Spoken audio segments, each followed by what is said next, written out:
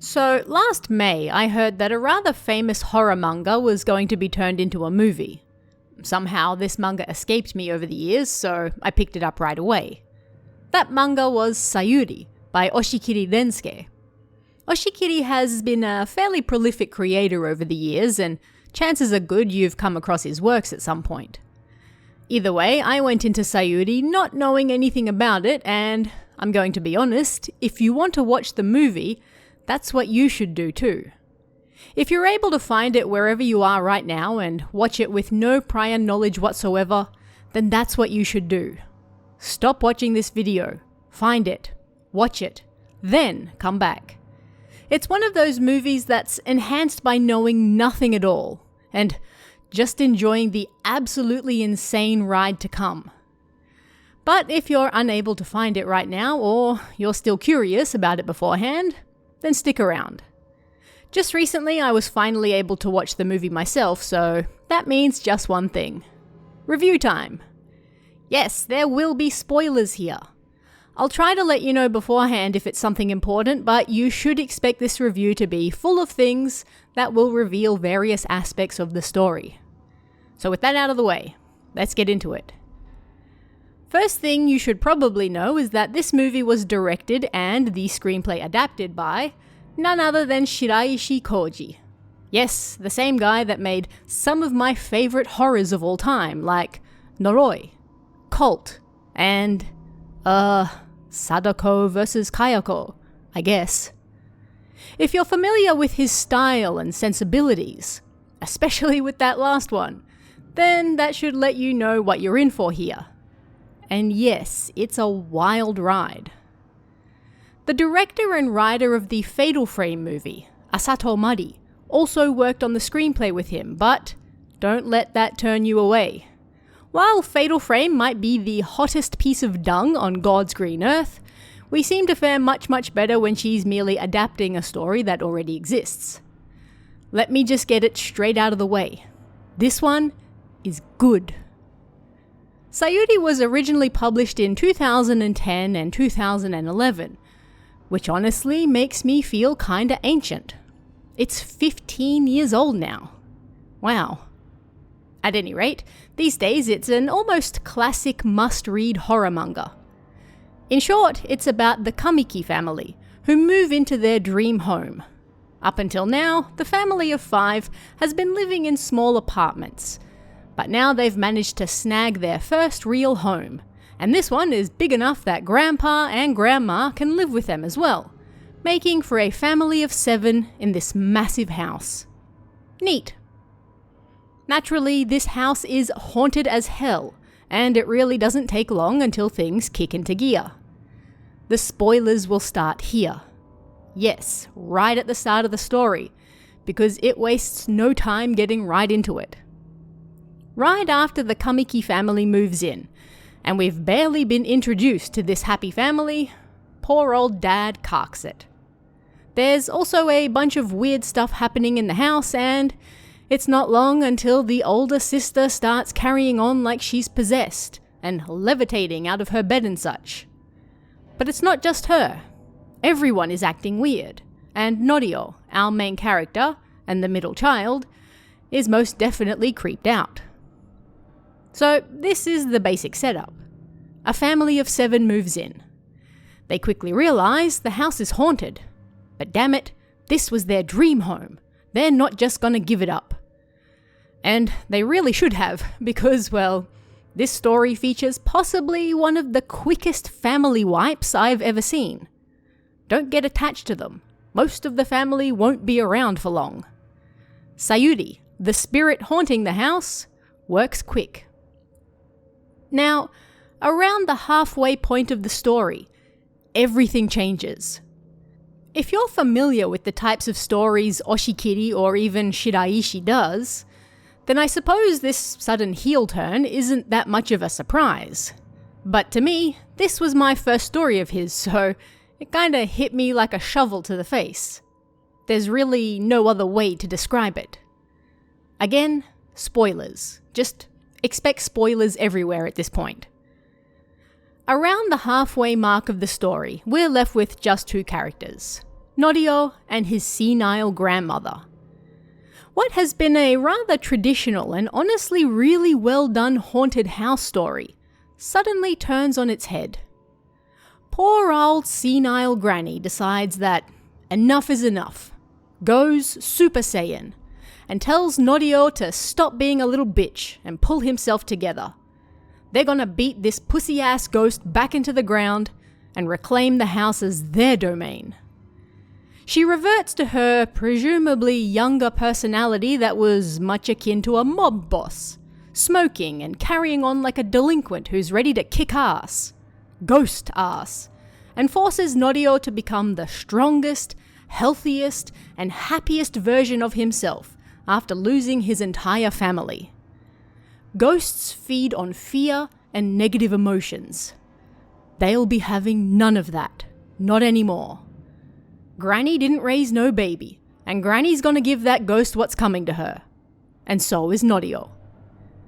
He goes through an actual training montage of eating, exercising, etc., all while Sayuri ramps up her hauntings as well. It's literally human versus ghost. But who will win? After Granny uncovers a skull in the yard, as well as a bag with Sayuri's ID in it, she decides it's time to get to the bottom of matters once and for all. And how is she going to do that? By visiting Sayuri's family, kidnapping them, bringing them back to the haunted house, and then torturing them a little for the ghost's benefit. Granny's not messing around. Now, at this point you might be thinking that I've been speaking strictly of the manga story, but here's the thing. This is probably the most accurate and closely adapted movie I've ever seen. Everything I've said happens just like that in both the comic and the movie. Like, if I were to use arbitrary numbers, I'd say that 90 to 95% of the story in both is the same. But this isn't a bad thing. The Sayuri manga is basically movie length. It's perfect for adapting. Shiraishi apparently looked at the story and went, "Yep, this is great. Let's film it." And he did. There are only minor changes here and there, the sort of stuff you'd expect when adapting from the page to film. And dare I say, the only real change in the entire story is, well, Sayuri and her backstory. Kind of. Once again, spoilers here. So in the manga, Sayuri is a hikikomori, and honestly, a bit of an asshole. She's abusive to her family whenever they try to talk to her, bring her food, etc. She's an incredible strain on the family, and their relationship not just with each other, but with others as well. They can't have a normal life because of her, and for Sayuri's younger sister especially, who Sayuri loves to physically abuse, well, she feels like it's ruining her life. And so one day, enough is enough. When Sayuri attacks their mother, her younger sister retaliates and stabs her. Then her father puts her in a chokehold and the entire family holds her down until she stops breathing. They kill her together, then bury her in the yard and move out to start fresh without her. All of this remains the same in the movie, except for one vital change. In the movie, Sayuri was abused by her father first. This is naturally a sensitive topic, and perhaps not a change that everyone will agree with. In the comic, Sayuri is just an asshole. But in the movie, she has a reason for being this way. Ever since she was little, well, her father abused her, and her mother let it happen. When her mother refuses to protect her, Sayuri realizes the only thing she can do is protect herself. And, in her childlike mind, the only way she can do that is become as unappealing as possible, so her father doesn't touch her anymore. She cuts off her hair, eats non-stop, doesn't bathe, and never leaves her room. She becomes physically repulsive to save herself. And so the movie version of Sayuri adds another layer to the story. she's far more sympathetic here. You can very much understand why she is the way she is, and why she acted the way she did while alive. We're not told in the manga why she was a hikikomori. Here, it's very clearly laid out. This is a young girl with intense trauma, being abused and ignored by her own family who keep letting it happen. It makes sense why she'd lock herself in her room like that.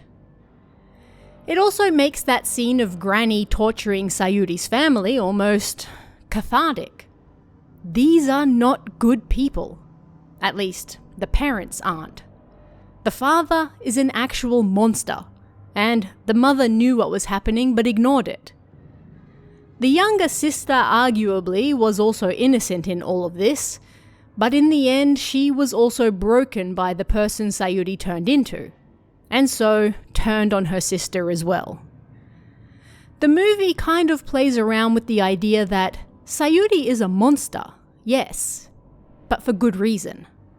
Her family made her that way, and this created a ghost so angry, so vengeful, that anyone who moved into that house after swiftly died.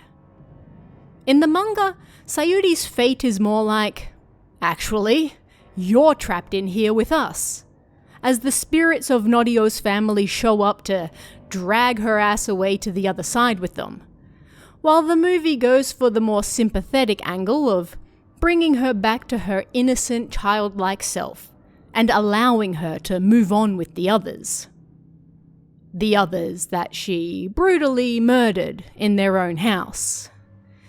Yeah, you kind of have to hand-wave that part away. I've been pretty open about how there haven't been many Japanese horror movies in recent years that I've really enjoyed, but I'm happy to say this wasn't one of them. I was nervous when I heard it was being adapted, but they managed to turn an absolutely wild story into a genuinely scary, but also fantastic film. You kind of get a 2-for-1 here. The first half is a very well done traditional haunted house story, with all the tension, unease, and scares you would expect from that. But then it turns into the Shiraishi Koji special of bombastic characters doing bombastic things. All thanks to Oshikiri's penchant for having his characters want to punch ghosts in the face. Perfectly understandable. Would I recommend this film? Absolutely. But it's with the caveat that it's probably not for everyone. Some people may not enjoy that pivot halfway through the film that flips the tone and mood on its head. But if that's not something that bothers you, there's a very good film in here, and honestly one of the best adaptations of a horror manga to the screen ever. But what did you guys think of this one? Have you seen the film yourself yet? Let me know in the comments below, and I'll see you again next time.